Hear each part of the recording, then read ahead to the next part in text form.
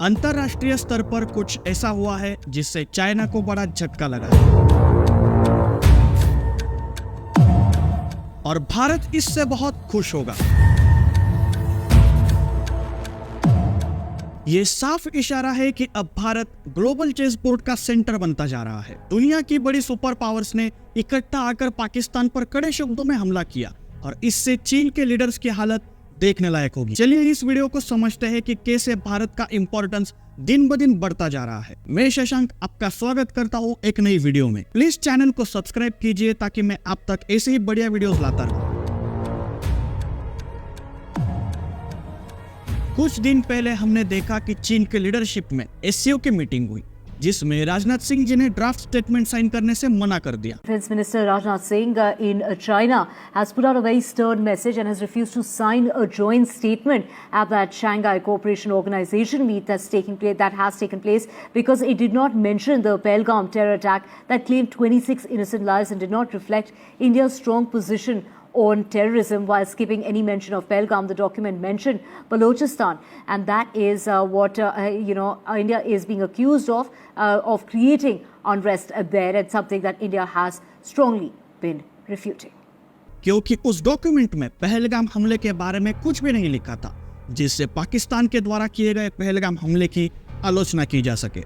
भारत के इस रवैये से ऑफ कोर्स चाइना खुश नहीं था क्योंकि चाइना खुद को ग्लोबल लीडर दिखाना चाहता है, पर भारत अपने स्वाभिमान से समझौता नहीं कर सकता। लेकिन अब इसमें भी बड़ी न्यूज आई है। क्वाड कंट्रीज ने मिलकर पाकिस्तान द्वारा किए गए पहलगाम हमले की आलोचना की है। क्वाड में इस बार आतंकवाद पर सीधी बात हुई और पाकिस्तान को साफ साफ घेरा गया।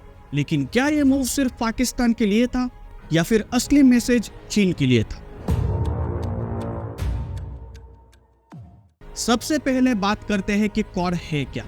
क्वाड यानी क्वाड्रिलैटरल सिक्योरिटी डायलॉग ये 4 देशों का स्ट्रेटेजिक ग्रुप है जिसमें भारत, यूएसए, जापान और ऑस्ट्रेलिया शामिल है। शुरुआत में ये सिर्फ एक लूजली कनेक्टेड प्लेटफॉर्म था जहां भारत और बाकी देश रीजनल सिक्योरिटी पर डिस्कस करते थे।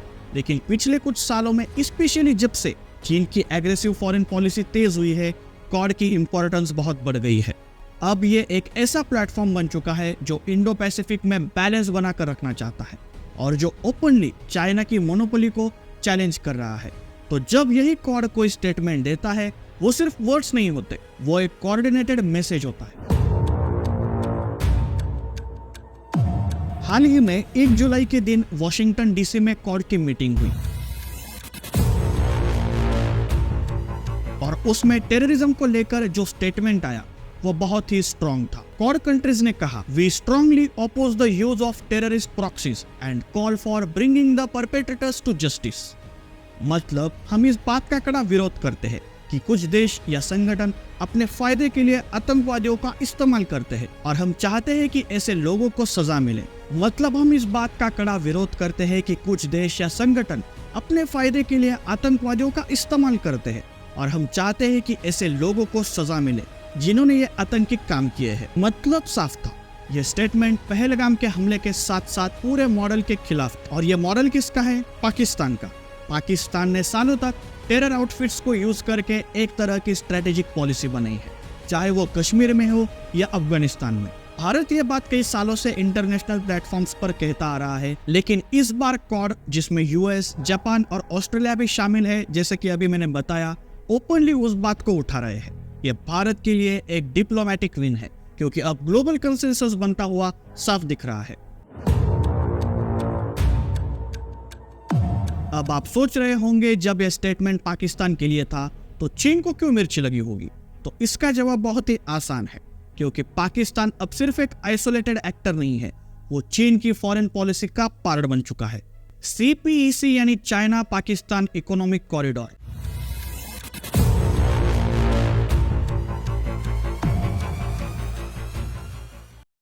जो चीन की बेल्ट एंड रोड इनिशिएटिव का सबसे बड़ा हिस्सा है, वो पाकिस्तान से होकर गुजरता है। चीन पाकिस्तान को इकोनॉमिकली और मिलिट्री सपोर्ट करता है क्योंकि उसे वहां से इंडिया को कंटेन करने में मदद मिलती है। तो जब क्वाड इनडायरेक्टली पाकिस्तान को कंडेम करता है, चीन को एक इनडायरेक्ट वार्निंग मिलती है कि अब उसके प्रॉक्सीज भी रडार पर है।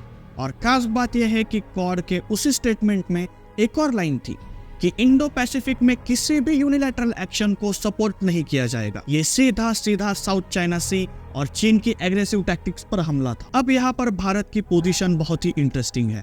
पहले भारत इंटरनेशनल लेवल पर खुद को नॉन अलाइंड बताता था, यानी ना अमेरिका के साथ ना रूस के साथ, बस अपन अपने रास्ते, जो हमें सही लगेगा हम करेंगे। लेकिन अब इंडिया स्मार्ट डिप्लोमेसी कर रहा है, जहां वो क्वाड का हिस्सा है, ब्रिक्स का भी हिस्सा है और एससीओ का भी हिस्सा है, लेकिन अपने इंटरेस्ट के हिसाब से काम करता है। और इस बार क्वाड के स्टेटमेंट में इंडिया की इन्फ्लुएंस साफ साफ दिखी। टेररिज्म को लेकर जो लैंग्वेज यूज हुई वो इंडिया की पोजीशन से काफी मिलती है। मतलब भारत अब सिर्फ सुन नहीं रहा बल्कि इंटरनेशनल एजेंडा सेट कर रहा है। अब जरा ब्रॉडर पिक्चर देखें तो यह स्टेटमेंट 3 चीजें क्लियर करता है। पहली बात, साउथ एशिया में टेररिज्म को लेकर अब ग्लोबल अवेयरनेस बढ़ चुकी है। पाकिस्तान की पुरानी पॉलिसीज अब छिप नहीं सकती।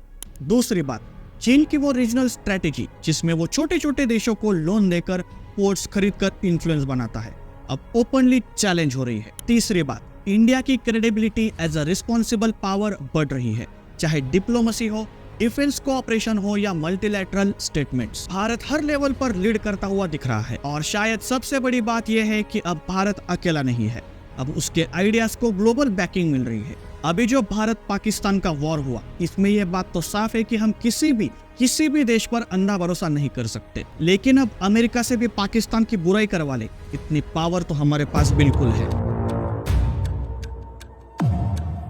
अभी 6 और 7 जुलाई को ब्राजील में ब्रिक्स कंट्रीज का समिट हुआ।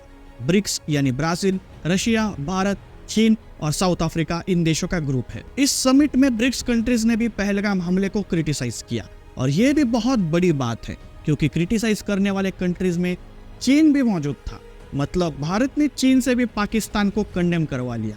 आप सोच सकते हैं कि चीन की क्या हालत हुई होगी। इससे भारत का इन्फ्लुएंस कितना बढ़ चुका है ये आप सोच ही सकते हो। तो ये क्वाड का सिर्फ एक स्टेटमेंट या ब्रिक्स कंट्रीज का स्टेटमेंट नहीं था, ये एक सिग्नल था। पाकिस्तान को बताया गया कि अब उसकी terror based strategy globally unacceptable है, और चीन को साफ चेतावनी दी गई है कि इंडो पैसिफिक में अब चेक्स एंड बैलेंस होंगे।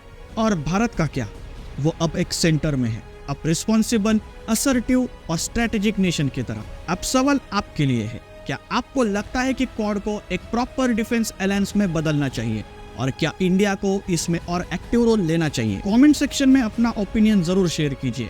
और नीचे जो सब्सक्राइब का बटन दिख रहा है ना, उस पर चाहे मिसाइल फेंक के मारो या बॉम्ब, लेकिन क्लिक हो जाना चाहिए। अगर आपको ये एनालिसिस वैल्यूएबल लगा हो तो वीडियो को लाइक जरूर कीजिए और शेयर भी कीजिए, ताकि ऐसे और वीडियो आप तक पहुंच सके। तो मैं शशांक मिलता हूं आपको अगली वीडियो में।